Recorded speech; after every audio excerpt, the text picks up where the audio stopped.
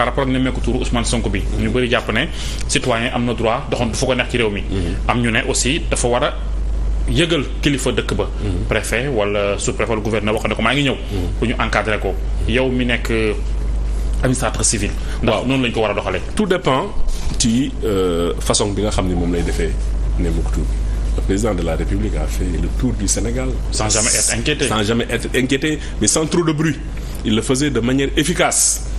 Avec quelques gardes du corps, quelques personnes yi nga xamante ni ñoo ko doon àndal. Mais bu fekkente ni foo jëm effectivement yow déjà si say annonce nga ko defee d'ailleurs quand tu dis su ma neexee fu ma dem léegi nii ñu def meeting et y a l'effet également curiosité des gens. Et un État du wax ni dañ ma bett état bi kenn dootu ko bettati donc li muy def nii façon bi mu koy defee bu fekkente ni continuer mi ngi koy defee calmement il était chez nous à Tivaouane. Si dans le département dans la commune c'est vrai jumaa ja la dem. jumaa moom ko fa dem ñëpp di nga fa fekk ñëpp. mu seetaan la. foofu la dem julli après il était dans les quartiers périphériques et puis dans le département mais kenn inquiété wu ko tant que mi ngi def li muy def dem seeti ñi mu war a seeti toog waxtaan ak ñoom jóg ñi bi kenn du ko inquiété mais suñ ci boolee leneen loo xamante ni bokk ci nag je pense que l'ordre public moom c'est le préfet qui en a la charge te daf koy doxal l'ordre public qui implique à la fois la tranquillité la salubrité et la paix des populations donc ça dépend ci façon am na droit def le tour du Sénégal. Mais pas mu def ko sous forme de campagne électorale encore moins mu def ko ci forme boo xamante ni day dajale ay nit te l'autorité bi nga xamante ni moom moo nekk chargé de l'ordre public yëgu ko. L'affaire Sonko Adji Sarr la moo ci sa xalaat fukki nit ak ñeent ñàkk nañ ci seen bakkan ay milliards yàqu nañ ci y a eu des amputés bëri na lu ci xew te jusqu'à présent justice amagul. Justice amagul mais heureusement que instruction dossier bi mi ngi dem la xew ci biir. Sweet Beauté.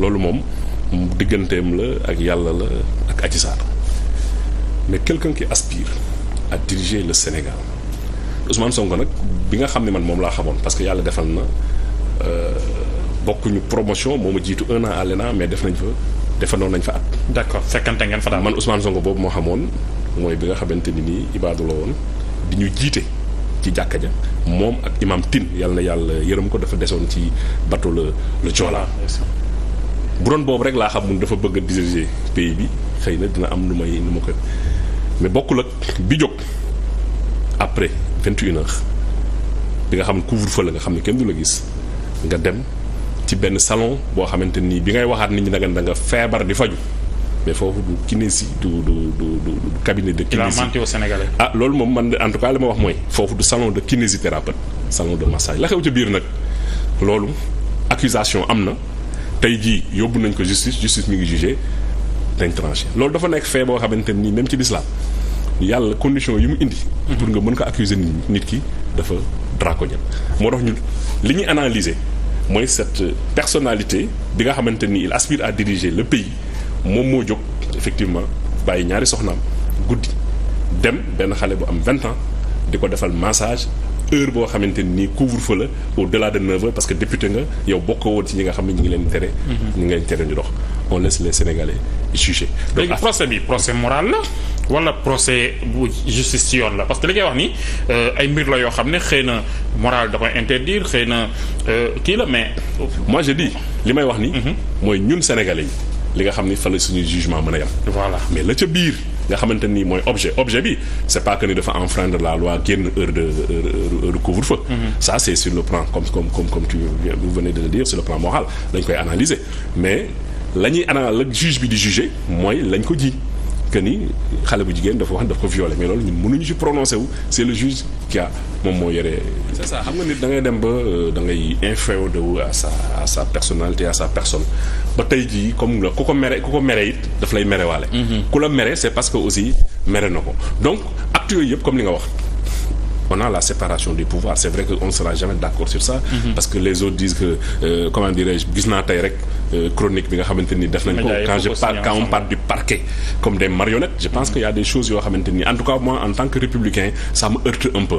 Effectivement lu xew automatiquement dañuy ni président la et pourtant kooku nga xamante ni tey jii justice téye na ko. Est-ce que nekkul woon tamit ba mu yàggee def yoo xamante ni xëy na mën nañ ko tuddee dérive ñu ramener ko woon à l'ordre parce que ma corporation loolu lay jariñ. Mais nag c'est vrai aujourd'hui il y a une certaine solidarité qui s'exprime. Je trouve que c'est normal, mais il faut aussi rester objectif. Nous sommes dans un état. Moi j'ai toujours peur sur cette affaire-là nga xamante ni xëy na parenthèse nga ko si dugal sax. muy su ñuy wax sur les forces de défense et de sécurité. Tu sais même man gàmmu xëy na sama formation administrative. Ouais, c'est ça. su ma toogee dégg ñu ni indi nañ 3000 policiers 2000 gendarmes j'ai peur. Je dis non, ça c'est pas des informations à donner. C'est-à-dire tout ce qui touche aux forces de défense et de sécurité information boo fi génne. am na fuñ ci war a yem mën am na fuñ non seulement am na fi mais mën nañ ko exploiter l'ennemi peut exploiter ça. Moi j'avais est-ce que nekkul leen aussi di xaw a gën a yéegal affaire yi pour justifier l'arrestation de Pape Alé. Non xam nga Pape Alé ñun xamante nañu ñun ñëpp ñoo màggandoo ci Sénégal. man justement koo xam ku ne xam ne ku bëgg réew mi la aussi. Enfin moi je ne me prononce pas sur ça mais ce que je dis dëgg-dëgg mooy yàgg na wax. man daje naa ak moom ci avion yàggul. ba koy tooñ man ko Pape waaye yow it suñu kilifa gi. bàyyi ko yow tamit nga gisee ak moom mun mais est-ce que bëgg na ma gis ci tooñ draayante mais je pense que moom journaliste la aujourd'hui c'est-à-dire que am na tey jii ñoo xamante nii amuñu métier seen mbir mooy xëy na am na fu ñu bëgg a exister. ñu jaar ci activisme. xëy na sax am nañ yenn fonctions yi mais doyu leen. mais bu fekkee yow nag journaliste nga dafa am beneen comportement ba war a am. La preuve tey jii kenn jàppewu ko ci lenn loo xamante ni même quand on invoque le code de la presse mais code de la presse dañuy wax lépp indi exception yi. secret défense secret de l'enquête secret de l'instruction benn journaliste amul droit wax ci tey nag bu justice demee ba juger ni kii li mu wax c'est des questions de secret défense. Mais pourquoi lui parce que li ngay wax ni ay secret institution ay PV yëpp yaa ngi ko gis ci biti. Oui. Mais pourquoi tey mu tombé ci moom. honnêtement parce que peut-être c'est la gravité de xam nga kooku procureur mooy apprécier man actuellement mënu ma la wax lii moo tax ñu jàpp ko. xëy na am nañ sax yeneen information yoo xamante ne amuñu am. génne guñ ko kii see de toute façon affaire bi mi ngi nekk en cours. on attend le jugement nañ xam exactement lan lañ koy reprocher. exemple la woon mais je veux dire yu mel noonu dafay ternir image u régime bi l'arrestation de Pape Alé l'arrestation des gardes du corps d'Ousmane Sonko dernièrement nemmeeku tour bi coow yi ci am yooyu yëpp aussi ay mbir la yoo xam ne nga loolu lan laa ci bëgg a wax il ne faut pas que les gens pensent que dans cette période pré-électorale noonu laa ko mën a tuddee parce que des na attaque juróomi weer wante daanaka loolu la c'est pas une zone c'est pas une période de non-droit c'est pas une période de d'anticonstitution. L'État devra toujours être là pour veiller au grain gis nga ce serait dangereux qu'on se dise non su ma ko jàppee dañuy wax ni politique bi moo tax non tooñ na mais ay garde-corps diw lañu suñu leen jàppee dañ non ku tooñ dañ lay teg ci yoon maintenant wax ma ne ñoo tooñ. mais conséquences yi mën na dramatique ah. maintenant ça parce que keroog ñu été la responsabilité moo ko tudd Ousmane Sonko. xëy na doon na garaaw bi ñu jàppee garde du corps bi bu fekkoon ne. décidé na agir ne wala mu woo ay nitam. doon na garaaw ce que je disais tout à l'heure c'est pas anodin nous sommes dans un état état fi mu toll nii am na lu fi xewoon mënatu fi xew parce que boobaa moom boo état démissionné c'est-à-dire que un état qui ne sait pas tenir les choses en main loolu dootu fi amati. Et vous pensez on a une justice. Là on est capable de tenir les choses en main. Oui, ça fu niveau de nervosité bi toll. waaw niveau de nervosité bi xam nga actuellement dañu nekk ci période boo xamante ni c'est comme si les Sénégalais kenn sax amatul droit faral président de la République Macky Sall. c'est-à-dire benn forme de violence ak de militantisme boo xamante ni moom moo xew ba léegi dañuy wax ni Sénégalais yépp tey jii ku ñu gis ngay te loolu c'est juste un vrai semblant parce que dans la réalité jusqu'au moment où je vous parle comme li ma la wax le Sénégal c'est pas simplement Dakar c'est pas les grandes bien que foofu la nit ñi gën a bare tey jii je pense que on est dans une démocratie moi je suis d'accord que quelqu'un ait des ambitions ni man dama bëgg diriger dëkk bi je suis d'accord am nit ñi ko faral mais autant nag il faut qu'il laisse aux autres quand même le soin def seen choix. là on a l'impression qu'il y a deux camps qui s'affrontent le bien et le mal loolu la ñu bëri. oui xam nga c'est vrai dinaa gis ñu def l'axe du mal il y a ay comparaisons yoo xamante ni amoon na mais de manière vraiment plus responsable effectivement il y a deux camps le camp du pouvoir et le camp de l'opposition bu ñu ko fàtte également qui est en train également de s'émietter parce que y a plusieurs candidatures ñu ngi commencé di génn. mais loolu c'est rien de surprenant il avait déjà dit ci seen charte bi. oui mais bien sûr ça veut dire que bon c'est vrai que aujourd'hui c'est pas l'objet du débat. xam nga mais mën na ci dugg débat bi moom le fait de dire tout sauf c'est ça qui démontre quelque part que ni ñii dans ce qu'ils font. Parce que da ngay ne man lii mooy sama ligne man rek maa ko moom nga woo Sénégalais yi ko bokk ak yow mais tu dis c'est ça ma ligne kii nii bii mooy sama ligne ngeen leen yéen ñëpp kaa ñu ànd ñu def bloc pour un objectif mooy que ni tey jii kii ñu jàkkaarloo nga xam ne dooleem ñun ñëpp suñu boolee moo ëpp suñu doole ñu faagaagal ko c'est politique. C'est ce qu'on a vu depuis 2000 ans. Voilà au Sénégal d'ailleurs. Kenn mënatu fi gagner élection seul. Ce serait illusoire.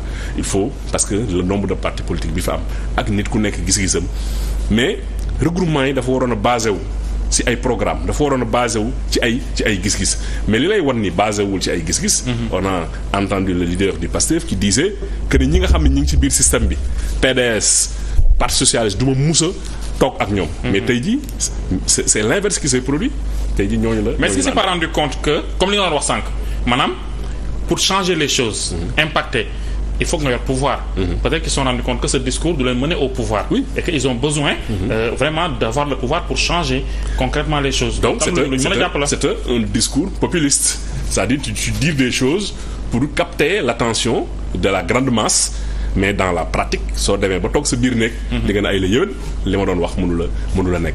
C'est vrai comme ni nga ko waxee effectivement xam nañ ni loolu ñu doon wax nga xam ne mooy seen intime conviction.